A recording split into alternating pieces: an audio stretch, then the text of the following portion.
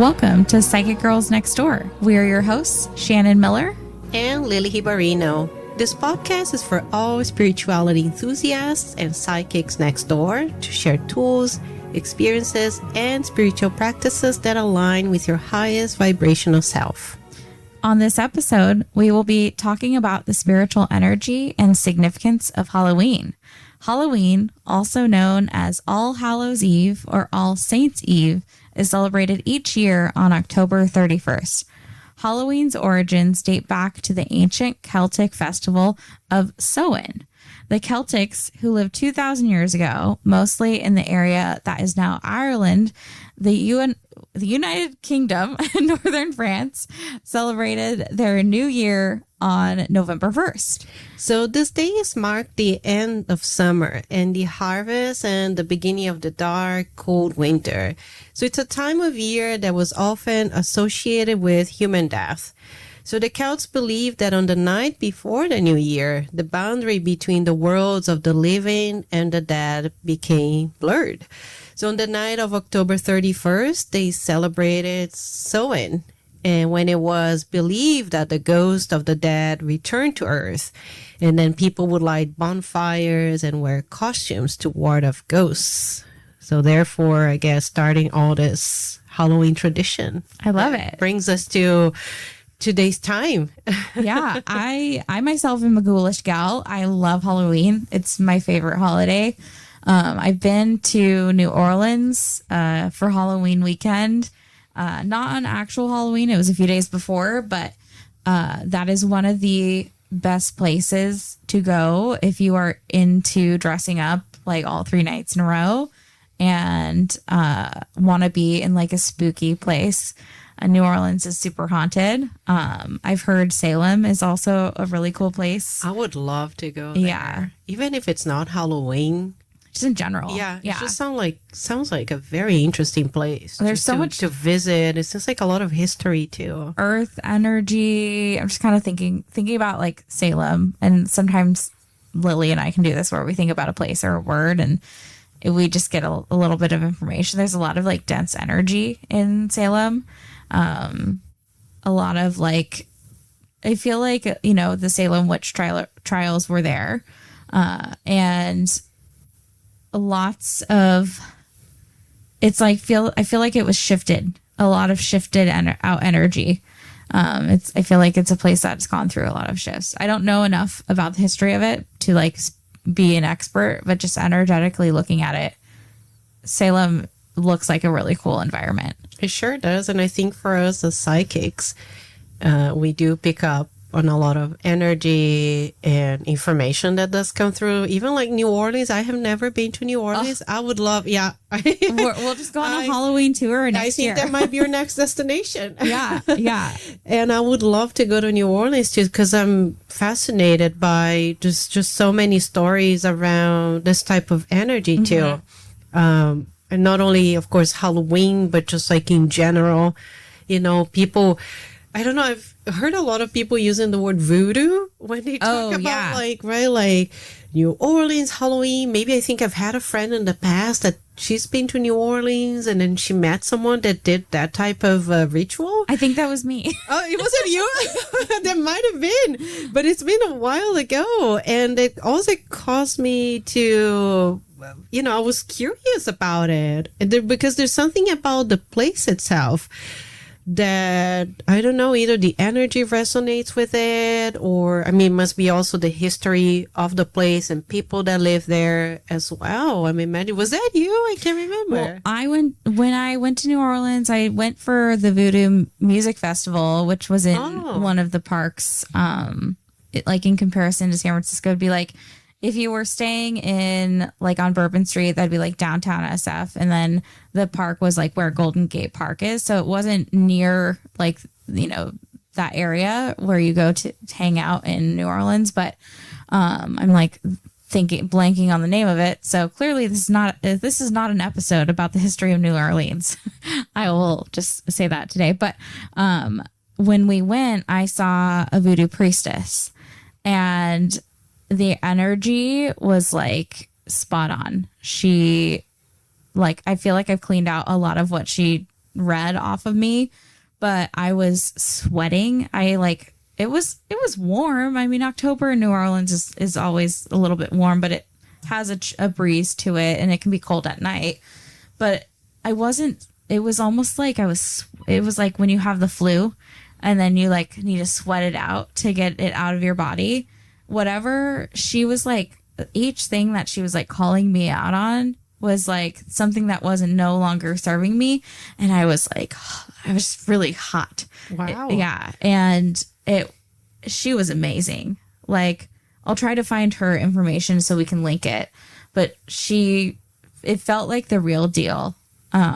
Because, you know, you'll see psychics and people on the street and just kind of looking to do readings to make $1. It didn't feel like that. It felt very authentic, and she had a lot of maternal energy, and she was a high voodoo priestess, and she was just wearing a t-shirt and jeans like everybody else. Like, there was nothing like... She was just the voodoo priestess next door. Yeah, exactly. Exactly. She was a voodoo priestess next door. I love that. That's great. Yeah. So it was a really, really cool experience. And if you do go to New Orleans, like, go for Halloween and just embrace it, kind of dive into that energy. And there's so many cool healers, and it is a type of like witchcraft, from what I'm familiar with voodoo, and it works with different entities and deities. To my understanding, we should do an episode on voodoo and the history of voodoo. I would love that. Yeah, maybe after we go to New Orleans or something. But it's I think it can be very healing, and you can get a lot of information from voodoo and from. I don't think there's any like malignancy involved in it. I think like it gets wrapped up with like the like lower vibe energies. And I think from my experience being around that and seeing it and experiencing a reading, it was literally to get whatever was inside, like that no longer served me, out. And sweating and crying, maybe that's it. It was just like a physical manifestation. Yeah, I guess. exactly. Letting go. Yeah. Of whatever it is that you're. Yeah, but it was really getting cool. rid of. Yes. Yeah. Well, it's interesting that for me, I come from like a Catholic background, very religious, and it's sort of like voodoo and witchcraft. There's a lot of religious heaviness behind all this, you know, a lot of this judgment and punishment sort of energy, you know, whenever people would talk about it. And now I have a different view also. I have a different perspective on all of this, because we are heavily conditioned to believe certain things as being bad, right? Exactly. Evil, bad or good. And I think when you start transcending these beliefs and you start looking at things as just energy or just as it is, and starting kind of digging also what's the meaning of all this. I think I started also like shifting a lot of my beliefs around that. But interesting for me, because I come from a background that I didn't grow up celebrating Halloween. Yeah, like right. what did you do in Brazil? Right. So in Brazil, we kind of adopted Halloween from America, right? Because we copy everything that the United States does. We copy it on our daily lives. And you learn about Halloween more as being like this, like a place or parties where you wear costumes, and but we don't go trick-or-treating or anything like that. Oh, that's interesting. There's no such thing as that. One, because it's very dangerous. No one goes into other people's houses knocking at their doors. You just don't do that. Yeah, that makes sense for Brazil. Yeah, especially if you've been to Brazil or if you've heard about it, it's not the safest place to be knocking on people's doors or opening your door to strangers. So we don't do that. So it's mostly just dressing up for Halloween parties, and they will have it at schools as well. People will celebrate Halloween, and but mostly around that, we have an excuse to eat more candies at that time of the year. But I didn't fully like celebrate Halloween until I moved to the US. And then when I, people to actually go out and about like Halloween, and I started going to this like Halloween street parades and festivities. And then I was babysitting a few kids, and I would go trick-or-treating with them. And I had never done that, Oh my God, as a fun. child. Yeah. And it was fun. You're like dressed up and you carrying your little bucket and trick-or-treating. And it was just like something that I've experienced as an adult, not as a child. So for me, it carries like a different sort of sensation, a different emotion when it comes to Halloween. So I didn't have like the traditional upbringing that, people that, right. like you were born, like every year. Oh, there's yeah. Like that time of the year, you knew it, that you would celebrate and you would dress up and all that type of stuff. Well, I was just looking at I'm thinking, why do people dress up and why do people trick or treat? And like, I looked up the history of it, and one of the sources will link it, an article on the history, history.com. So like modern day trick or treating also has elements akin to the annual celebration of Guy Fawkes Night, also known as like bonfire night, like historically. So on the night, which commemorates the foiling of the gunpowder plot in 1605, British children wore masks and carry effigies while begging for pennies. That's interesting. On November 5th, 1606, Fox was executed for his role in the Catholic-led conspiracy to blow up England's Parliament building and remove King James I, a Protestant, from power. On the original Guy Fawkes Day, celebrated immediately after the famous plotter's execution, communal bonfires or bonfires, to burn his bones, were lit to burn effigies and the symbolic bones of the Catholic Pope. By the early 19th century, children bearing effigies or foxes were roaming the streets of the evening of November 5th, asking a penny for the guy. So then moving forward to like trick-or-treating in the United States, some of the American colonists celebrated Guy Fawkes Day. And in the mid-19th century, large numbers of new immigrants, especially those fleeing from the Irish potato famine in the 1840s, helped popularize Halloween. I cannot talk today.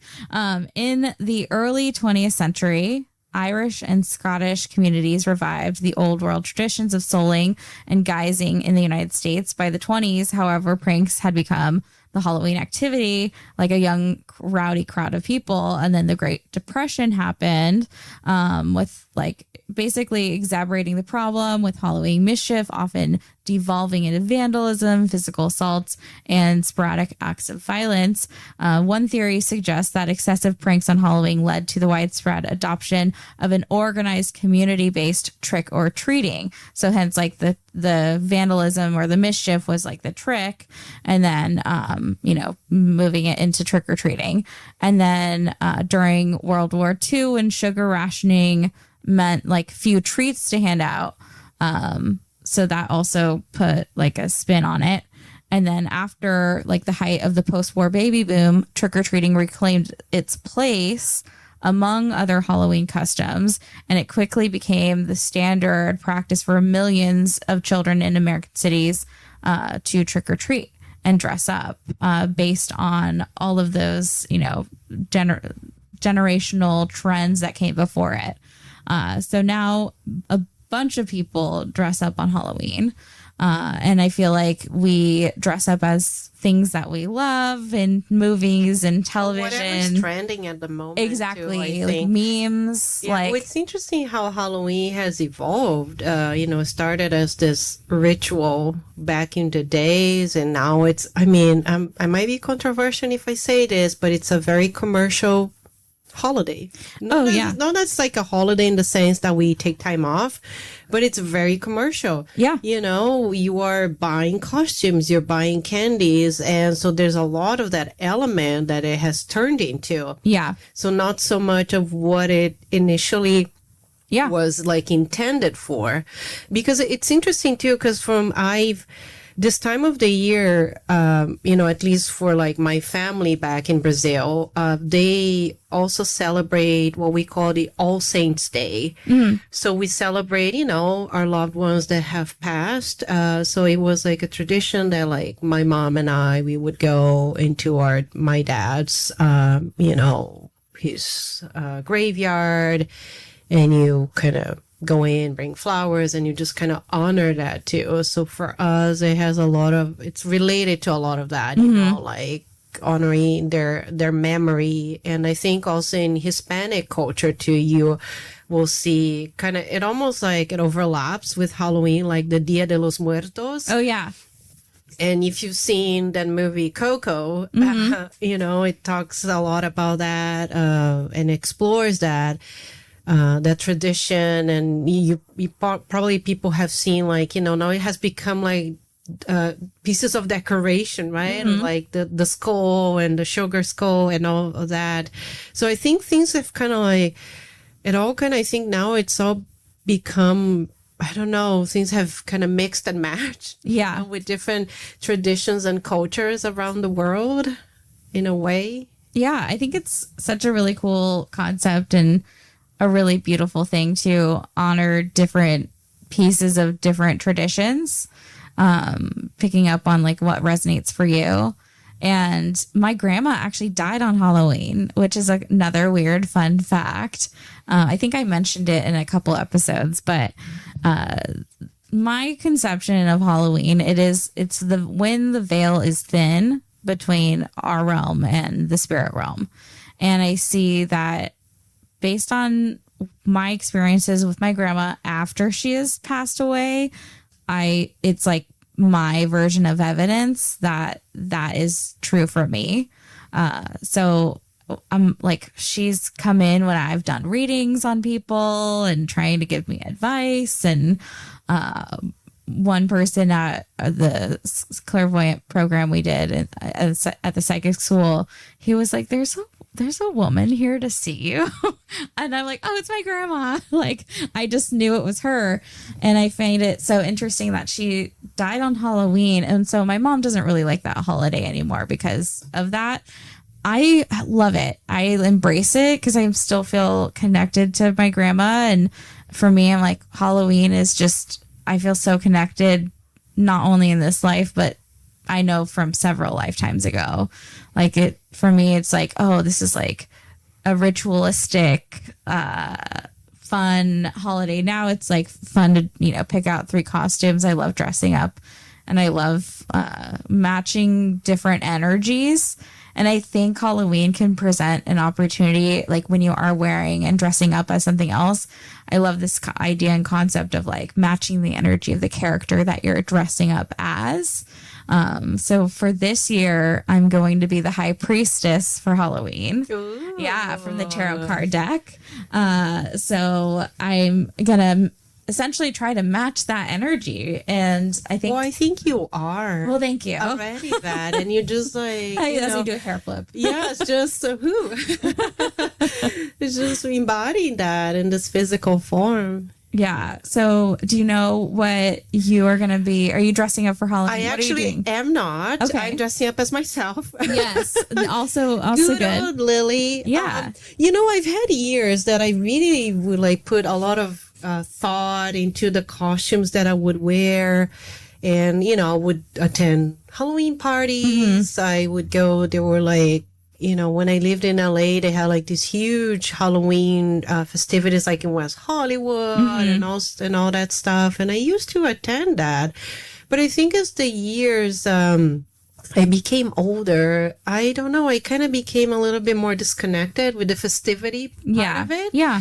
And I think with COVID and all that stuff, I just kind of like, you know, staying away from large groups of people. And now I know that we're all kind of getting back to the space, right? More gathering and celebrating and parties and all that stuff. I don't know. I think I still want to keep my distance from all that, but I love, people getting to the spirit of it, like coming up with costumes. I love looking at their pictures on social media, dressing up their kids, which is so cute. I know, so cute.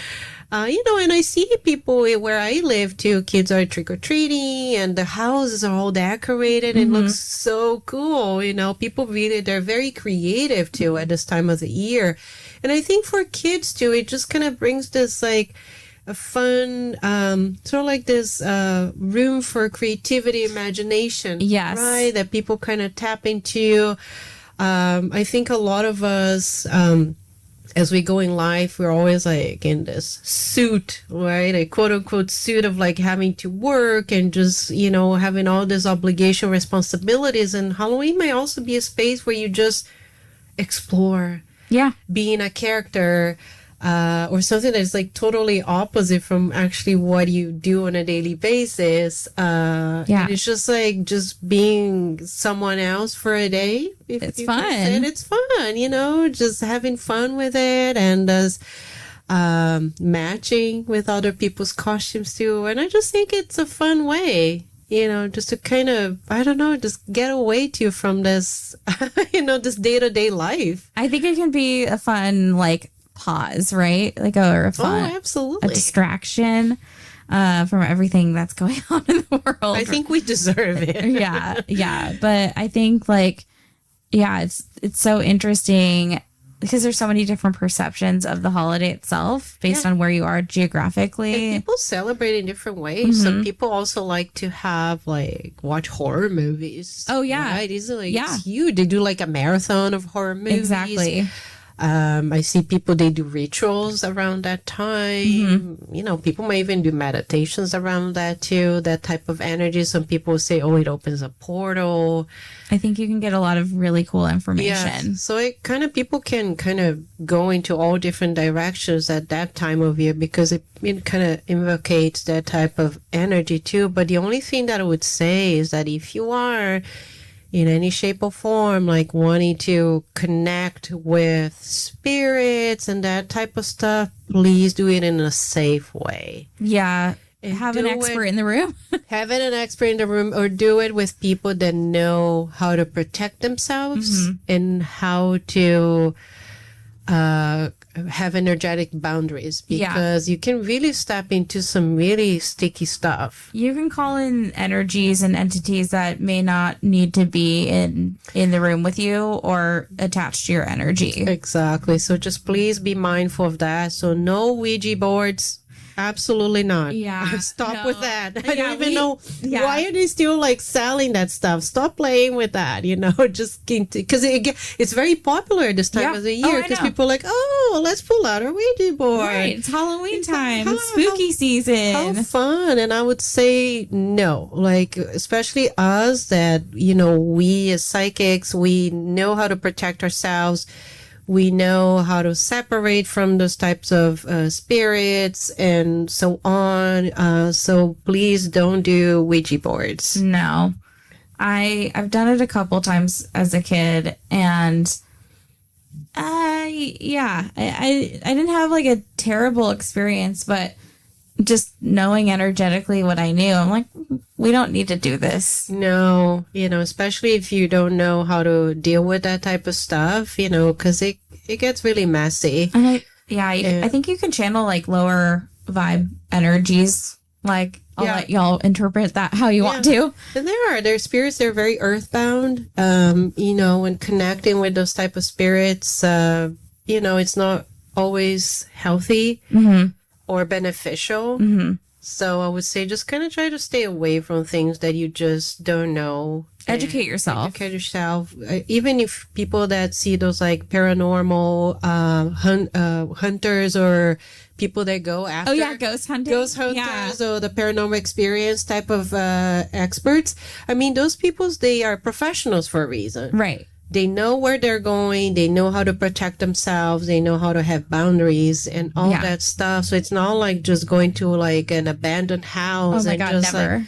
like, please don't do that. do it. No, you know, because you really step in stuff that you don't know how to deal with. You don't want this to be like American Horror Story murder house. No, not at all. So just please do be safe and, you know, just leave this stuff to the professionals and the experts in the topic. That's some good advice. Yeah, no. If anything that we talk about on this podcast is just you know, just stick with the safe. Just stick with being safe. Yeah, you know. Yeah, I think that's some great advice. We always try to like give a little tidbit, but we wanted to make this episode fun and in the spirit of Halloween coming up soon. Just, you know, how do we celebrate as psychics on the holiday? And as you can see, like Lili and I celebrate very differently. We grew up with very different, you know, Halloween backgrounds, but it's, you know, you can go all out, and I love going all out. COVID has definitely put a damper in my, you know, traditions, but this year, you know, I'll be going on a boat party on Sunday the 30th, so that'll be fun. But hopefully the open seas will protect me from COVID, and I got quadruple boosted, so that'll help. But we want to just provide this as like a fun, entertaining episode, and you know, it's not necessarily advice or guidance this week, but if you are on Halloween, just avoid a Ouija board. Yeah, just stay safe. I think both is kind of trying to like explore things that, you know, that we just don't know how to protect ourselves, and also out there too, you know, as you are out at the party. Human beings and spirits. Yeah, both. Protect you know, yourselves. Both ways, you know, just staying safe, but have a good time. Enjoy it. I think now that things are, you know, more open and there are more activities to celebrate Halloween, even like just going to go pick your pumpkin. Oh my God, pumpkin patches are so cute. Oh my God, they're amazing. And just doing that too, just being the spirit of fall. Here, fall, of course, in Northern America, and in the spirit of Halloween, just finding what it is that just resonates with you and just having a good time. And we would love to hear about your Halloween experiences. Have you ever played with a Ouija board? Have you ever explored that? And any paranormal experiences that you've had? I want to hear about all of the paranormal experiences around maybe Halloween, or maybe you had an interesting experience around this time of the year. Maybe you've been to New Orleans or Salem. Please share any information in the comment section, or even our Instagram account too. We're always open and look forward to hearing more from you. But thank you so much for listening and joining us in this episode. And don't forget to leave us a comment or a review, and we'll see you on our next episode. Thank you so much, and happy Halloween. Happy Halloween. Bye-bye.